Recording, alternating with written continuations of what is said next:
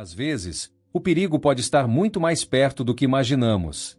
A história de hoje vai mostrar como até os eventos mais comuns podem se transformar em um verdadeiro pesadelo para alguém. Ser confiante demais pode não ser uma qualidade positiva, pois isso impede de avaliar o perigo de forma racional e pode sair muito caro. Foi exatamente isso que aconteceu com a pessoa desta história, que pagou um preço muito alto por sua atitude descuidada. Clary Bernal nasceu em 25 de julho de 1983 em Tunbridge Wells, no Reino Unido. É uma pequena e pitoresca cidade, localizada a apenas algumas horas de Londres. Por isso, Clary e sua mãe gostavam de visitar a cidade periodicamente para fazer compras. Isso geralmente acontecia aos fins de semana, quando passavam um tempo juntas. A mãe de Clary, chamada Patrícia, trabalhava como cozinheira. Seu pai, Martin, trabalhava no setor financeiro, se tornou diretor de uma organização e também tinha seu próprio negócio. A família era bem de vida. Clary tinha 2 irmãos, James e Philip, sendo a filha do meio. Clary tinha uma personalidade calma e tranquila. Ela praticamente aliviava as tensões entre os pais, que começaram a se afastar com o tempo. Eles se divorciaram quando Clary ainda estava no ensino fundamental, mas ela conseguiu manter uma boa relação com ambos, mesmo morando em casas diferentes. Desde criança, Clary era criativa e artística, sempre muito positiva, gentil, confiável e educada. Aos 12 anos, ela começou a se interessar seriamente pelo mundo da beleza, o que a levou a experimentar maquiagem. Não é surpresa que, assim que pôde começar a trabalhar, ela se tornou funcionária de uma loja local relacionada ao setor de beleza. Na verdade, Clary era um pouco insegura e usava maquiagem para esconder o que ela acreditava serem suas imperfeições. Aos 18 anos, Clary se tornou mais confiante e se destacou no mundo da maquiagem. Embora fosse autodidata, ela desenvolveu seu próprio estilo e fazia um ótimo trabalho ao maquiar suas amigas, sempre experimentando novos looks nelas e em si mesma. Clary ingressou no West Kent College, em Tunbridge, para estudar artes da beleza, ao mesmo tempo em que aprendia sobre administração ajudando o pai. Ela se formou em 2001 e, nesse período, já tinha planos bem definidos para o futuro.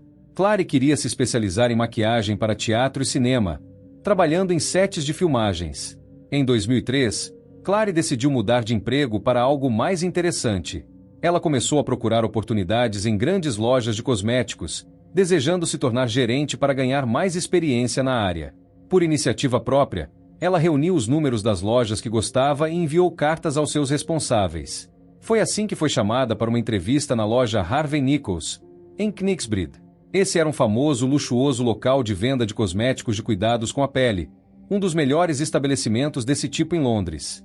Conseguir um emprego lá era a realização de um sonho para Clary. Ela convenceu um amigo a acompanhá-la para a entrevista e conseguiu o emprego sem dificuldade. Tudo correu perfeitamente bem. A bem-sucedida entrevista mudou completamente a vida de Clary. Aos 21 anos, ela se mudou para mais perto de Londres e começou a trabalhar. Passava a primeira metade do dia trabalhando com outras funcionárias, e o restante do tempo se divertia com amigos. Clary desenvolveu uma amizade especial com 2 colegas, Susan e Natalie. As 3 alugaram um apartamento juntas para dividir as despesas. O local ficava a cerca de 40 minutos do trabalho, mas Clary se sentia muito confortável lá, pois o bairro lembrava sua cidade natal. Clary não estava interessada em relacionamentos de longo prazo, mas às vezes saía com rapazes de quem gostava, embora esses encontros raramente passassem de um leve flerte. Ela era muito seletiva na escolha de um namorado sério. Em 2004, Clary se interessou por Michael Pesce, que havia começado a trabalhar como segurança na Harvey Nichols, onde ela também trabalhava. Michael era um ex-militar da Eslováquia, que, após trabalhar na embaixada americana em Bratislava, mudou-se para Londres em 2003 com um visto de estudante. Quando a Eslováquia se juntou à União Europeia, ele passou a não precisar mais se preocupar com documentos e ganhou liberdade para ficar na Grã-Bretanha por mais tempo. Michael foi contratado como segurança na Harvey Nichols em 2004, e foi ali que conheceu Clary. No início, eles conversavam como amigos, mas no final de janeiro de 2005, Michael começou a demonstrar mais interesse, e eles começaram a namorar. Na época, ele estava se divorciando da esposa, que vivia na Eslováquia. Clary decidiu dar uma chance a esse relacionamento romântico, apesar das dúvidas. Ela contou à mãe que havia começado a namorar Michael, mas não tinha certeza se queria se comprometer com alguém tão mais velho. Michael tinha 30 anos, 8 anos a mais que Clary. Embora eles se dessem bem, Michael tinha uma visão de vida diferente. Parecia que ele queria construir uma família com Clary, mas ela não queria algo sério naquele momento. No entanto, Michael era muito insistente, e Clary acabou cedendo à pressão. Michael rapidamente se tornou obcecado por Clary, a ponto de confessar seu amor por ela já após o primeiro encontro. Clary ficou chocada com o ritmo acelerado do relacionamento e não sabia como reagir. Após 3 semanas, ela começou a se sentir desconfortável com o ciúme de Michael e como ele tentava controlar cada aspecto de sua vida, mesmo que eles tivessem saído apenas 3 vezes. Michael queria que ela passasse todo o tempo com ele e parasse de falar com amigos e até mesmo com a família. Clary decidiu terminar o relacionamento quando Michael voltou da Eslováquia e exigiu que ela fosse encontrá-lo no aeroporto. Quando chegaram ao apartamento de Clary, Michael queria ficar lá para passar a noite, mas Clary não concordou. Após uma breve discussão, ele foi embora. No entanto, Michael ficou esperando por Clary do lado de fora. Ele ligou para ela cerca de 20 vezes, mas Clary não atendeu. Ela gritou da janela pedindo que ele a deixasse em paz, mas ele se recusou a sair. Uma das vizinhas de Clary pediu a Michael que fosse embora, mas ele a insultou e disse para ela não se meter. Finalmente, ele foi embora. No dia seguinte, Michael voltou à casa de Clary com flores, mas ela não queria vê-lo.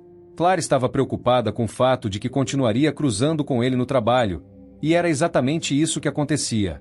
Ela tentava evitar contato, mas Michael sempre encontrava uma maneira de se aproximar. Ele a seguia pela loja, e Clary constantemente notava o olhar fixo dele. Michael decidiu ser mais direto e pediu várias vezes que reatassem. Ele dizia que amava e que sabia que ela também o amava, mas Clary apenas balançava a cabeça em negação. Desesperado, Michael começou a pedir que os colegas convencessem Clary a falar com ele, o que a deixou ainda mais irritada. Certa vez, após o expediente, Michael agarrou Clary pelo braço na saída da loja e gritou que a amava. Clary ficou em silêncio, e Michael começou a gritar ainda mais alto, chamando a atenção de todos. Clary respondeu que não o amava e foi embora. Mais tarde, ela mostrou uma foto de Michael à sua mãe, que notou algo estranho nos olhos dele. Patrícia ficou preocupada, achando que Michael não era uma boa escolha para a filha. Clary, no entanto, tranquilizou a mãe, dizendo que já havia terminado com ele. Em abril de 2005, Clary, Susan e Nathalie se mudaram para um novo apartamento em Dulwich, que ficava mais perto do trabalho, em parte para fugir da insistência de Michael. Clary também trocou de número de telefone. Após o seu aniversário de 22 anos, Clary fez uma viagem de 5 dias à Itália com sua mãe. Durante o verão, Clary conheceu um novo rapaz e começou um relacionamento. Ela estava encantada e contava às amigas e familiares que finalmente tinha encontrado o homem com quem queria se casar. Tudo parecia estar indo bem, mas ninguém poderia prever o trágico desfecho dessa história. Na terça-feira, 13 de setembro de 2005, Clary, agora com 22 anos, concordou em trocar de turno com uma de suas amigas. Por volta das 19h50, a maior parte dos clientes já havia saído, e o horário de funcionamento da loja estava quase no fim, restando apenas 10 minutos para o fechamento. Clary se despediu amigavelmente dos que já estavam saindo, enquanto os outros funcionários organizavam seus postos. Ela estava no balcão de atendimento e teria que ficar um pouco mais para fechar a loja antes de ir embora. Clary e sua colega Vitória sorriram uma para a outra. De repente, os rostos felizes foram substituídos por expressões de preocupação. Algo estranho estava acontecendo na loja. Um tumulto começou, pessoas corriam de um lado para o outro, gritos eram ouvidos, seguidos pelos sons de tiros. Clientes saíam da loja em pânico. Ninguém conseguia entender o que estava acontecendo. Em questão de minutos, policiais do distrito local se dirigiram para o oeste de Londres. Quando os oficiais chegaram ao local, encontraram um cenário de caos. Alguns testemunhos indicavam que possivelmente 2 pessoas haviam morrido durante o tiroteio. Os policiais avançaram cautelosamente pela rua com suas armas prontas e chegaram à loja Harvey Nichols. Lá, no chão, perto do balcão, havia uma jovem ensanguentada. Seu rosto estava irreconhecível. Quanto a Michael, no início não estava claro como ele conseguiu obter a arma e por que havia atacado a jovem. Ele atirou a queima-roupa no rosto da vítima, que ficou gravemente desfigurada. Mas seus colegas conseguiram identificá-la como Claire Bernal. Mesmo antes da perícia, já estava evidente que Claire havia sido atingida por 4 tiros. O primeiro tiro entrou por suas costas, e os outros 3 foram disparados diretamente em seu rosto. Os peritos começaram a coletar evidências e investigar a cena do crime, ao mesmo tempo que conversavam com várias testemunhas. O chefe de segurança da loja se aproximou dos policiais e sugeriu que eles conferissem os arquivos de seu computador. Ele havia analisado Michael detalhadamente após uma série de incidentes envolvendo o homem. Esses arquivos continham informações preocupantes sobre Michael, mas os policiais decidiram que precisavam conduzir sua própria investigação antes de agir. Logo surgiram obstáculos no processo de investigação. A administração da loja insistiu que o estabelecimento deveria ser reaberto na manhã seguinte, já que estavam perdendo dinheiro a cada minuto de inatividade. No entanto, a polícia recusou, afirmando que precisavam realizar uma investigação minuciosa, recolher todas as evidências e recriar a cena. Um dos primeiros passos foi encontrar todas as balas e cápsulas disparadas por Michael. Ocorreu que havia 6 disparos contabilizados, mas a polícia não conseguiu encontrar a 6ª bala. De acordo com os funcionários da loja, Michael poderia ter conhecimento sobre o horário de trabalho de Claire, mas dificilmente saberia que ela havia trocado de turno com uma colega. Com isso, surgiu a hipótese de que ele inicialmente teria ido até a casa dela, onde ela morava com outras 2 jovens. Ao considerar que faltavam mais balas no revólver do que as encontradas na cena do crime, os policiais cogitaram que ele poderia ter disparado mais vezes antes do assassinato. No entanto, não encontraram sinais de arrombamento na casa. De repente, os policiais avistaram uma moradora local perto da casa e decidiram fazer algumas perguntas, esperando que ela tivesse visto algo suspeito. Essa mulher era vizinha de Claire, Nathalie. Ela estava esperando do lado de fora da casa, pois sua amiga, Claire, tinha a chave. Quando soube do assassinato, Nathalie ficou chocada e logo presumiu que Michael havia sido responsável. Ela descreveu o comportamento estranho dele antes do incidente e contou que Claire havia saído apenas 3 vezes com ex-segurança, mas logo o relacionamento terminou. Mesmo assim, Nathalie frequentemente via Michael por perto da casa onde moravam. Ele era insistente e constantemente procurava Claire, exigindo que eles reatassem e confessando repetidamente seu amor. Nathalie descreveu Michael como uma pessoa muito tóxica e manipuladora, que queria ter controle total sobre Claire. Quando ela recusou continuar o relacionamento, ele começou a persegui-la incessantemente. Após alguns dias, Nathalie pôde comprovar que não estava na cidade no momento do crime, o que trouxe alívio, mas o mistério da 6ª bala permanecia. Enquanto isso, os policiais continuaram a coletar informações, acreditando que Michael, em seu desespero, poderia ter planejado matar 2 pessoas antes de tirar a própria vida. Mais tarde, as pessoas próximas de Claire detalharam o comportamento perturbador de Michael. Ele ligava para Claire todos os dias, a esperava na rua, tentando encontrar qualquer pretexto para vê-la. Seu comportamento indicava que ele acreditava que o relacionamento deles ainda estava vivo, considerando a separação apenas como uma pausa temporária. Michael constantemente declarava seu amor por Claire, acreditando que ainda formavam um casal. Segundo suas colegas de casa, isso era assustador. De acordo com Nathalie, a mudança de endereço delas foi motivada pelo comportamento de Michael, pois queriam que ele parasse de persegui-las. Mesmo assim, ele as encontrou novamente. Por conta de seu comportamento impróprio, Michael acabou sendo demitido da loja. Foi informado às mulheres que ele havia sido preso e estava sob investigação, o que as tranquilizou, acreditando que ele estava na prisão. Os detetives rapidamente localizaram o endereço de Michael, que morava a cerca de 30 minutos dali, em uma área problemática, possivelmente ligada ao crime. Quando os policiais chegaram, parecia que havia pessoas dentro da casa. Mesmo sem um mandado, os oficiais decidiram abordar novas testemunhas, na esperança de descobrir como Michael havia conseguido a arma. Dentro da casa, encontraram 7 homens, todos do leste europeu e que não falavam inglês. Apenas um homem, um polonês de baixa estatura chamado York, falava inglês o suficiente para se comunicar com os policiais. Ele explicou que todos moravam na casa com visto de trabalho e estavam envolvidos em projetos de construção e comércio. Os documentos foram verificados, e nenhum indício de atividades criminosas foi encontrado. Michael era o 8º morador da casa. Segundo eles, ele parecia uma pessoa bondosa e sensível, embora muito reservado. Ele costumava ficar em seu quarto, raramente interagindo com os outros, até que começou a ter explosões de raiva, levando-o a sair de lá. Apesar de tudo, esses homens ficaram chocados ao saber do assassinato, pois nunca imaginaram que Michael pudesse ser um assassino. Depois de conversar com os ex-colegas de casa de Michael, os detetives concluíram que ele agiu sozinho, sem a participação de ninguém. Finalmente, na quarta-feira, 14 de setembro, a sexta bala foi encontrada no teto da loja. Ao mesmo tempo, os policiais estavam entrevistando todos os colegas de trabalho de Claire para obter mais informações sobre o criminoso e a vítima. Eles relataram que, após o término, Michael começou a se comportar de forma tão perturbadora que pediram à administração da loja que o removesse. Ele chegou a ser proibido de entrar no prédio. No início, Michael mentia para todos, dizendo que havia sido ele quem terminou com Claire, mas depois decidiu tentar reatar o relacionamento. Mais tarde, ficou claro que isso era uma mentira. Victoria, que testemunhou o assassinato, contou que Claire não entendeu o que estava acontecendo. Elas haviam trocado olhares antes do fim do turno, quando uma figura escura passou por trás de Claire.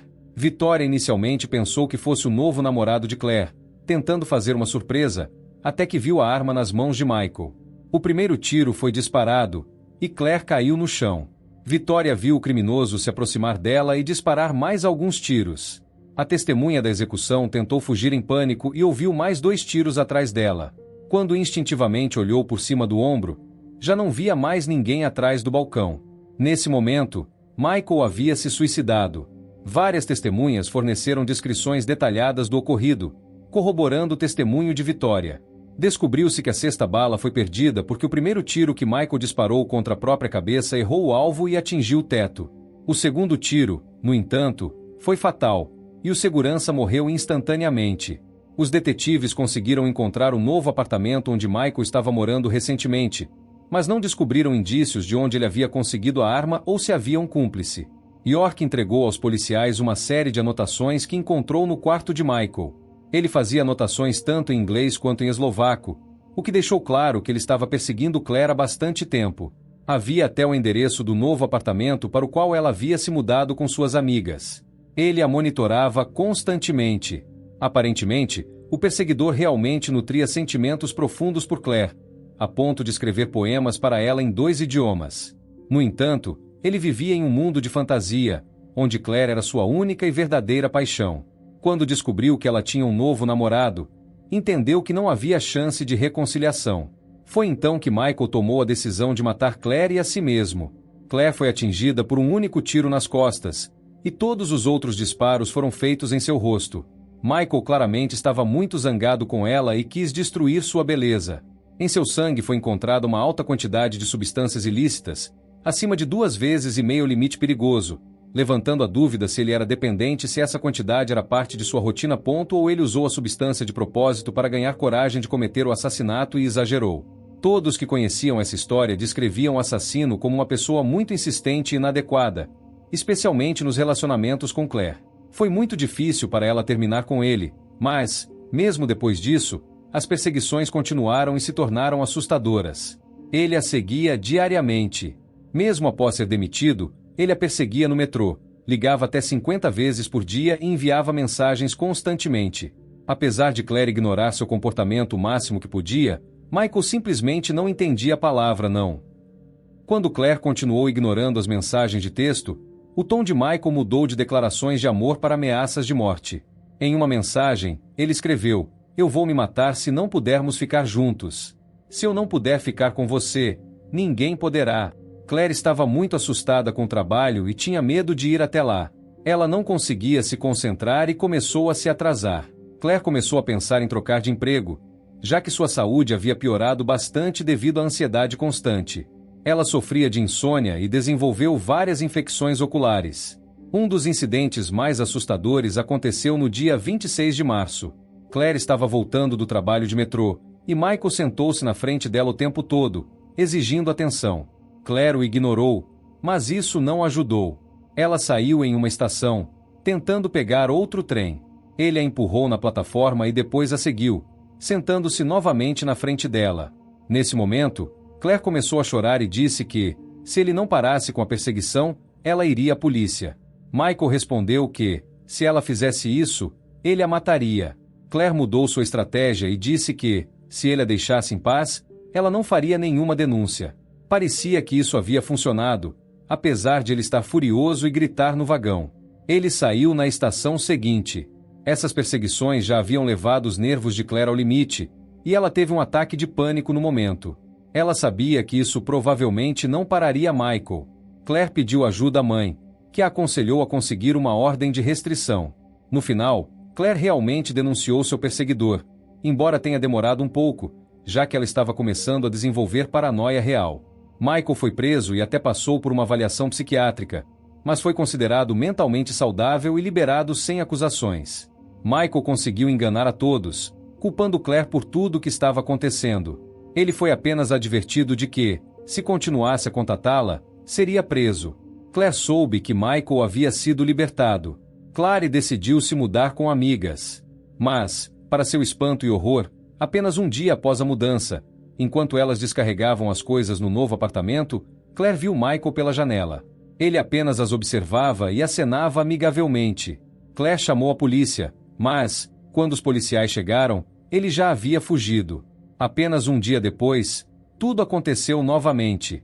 Claire soube que Michael havia perguntado a um colega de trabalho qual era a pena máxima por homicídio no Reino Unido. Ela percebeu seriamente o perigo que corria e foi à polícia.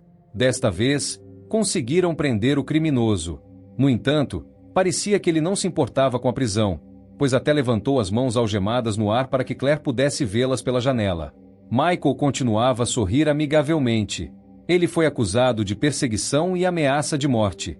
No entanto, 8 dias depois, ele pagou fiança e foi liberado até o fim de agosto, quando o julgamento foi marcado. Ele sumiu e ficou escondido por alguns meses, o que permitiu que Claire ficasse mais tranquila. Em 31 de agosto de 2005, ele compareceu ao tribunal. Embora inicialmente negasse sua culpa, no último momento, o advogado convenceu a confessar a perseguição. Isso permitiu que a acusação de ameaça de morte fosse retirada e a pena máxima reduzida para 6 meses. Havia ainda uma grande chance de que ele recebesse liberdade condicional e serviços comunitários. Claire estava até aliviada por não precisar ver o perseguidor no tribunal. O stalker foi, de fato, condenado a alguns meses de serviço comunitário. Foi decidido que Michael estava no grupo de baixo risco e que não representava perigo. Ele já não perseguia Claire há mais de 4 meses. Claire estava tranquila, retomando sua vida normal e até se opôs a que ele fosse preso novamente, pois não queria prejudicá-lo. No entanto, a realidade era que, durante esse tempo, ele estava se preparando para o ataque e havia voltado ao seu país de origem. Em 8 de junho de 2005, Michael solicitou a obtenção de uma arma de fogo e se matriculou em cursos de tiro ao alvo. Para conseguir a licença para a arma, era necessário um laudo médico e uma verificação de antecedentes. Michael não estava registrado na polícia local, e eles não sabiam sobre a perseguição que ele havia feito.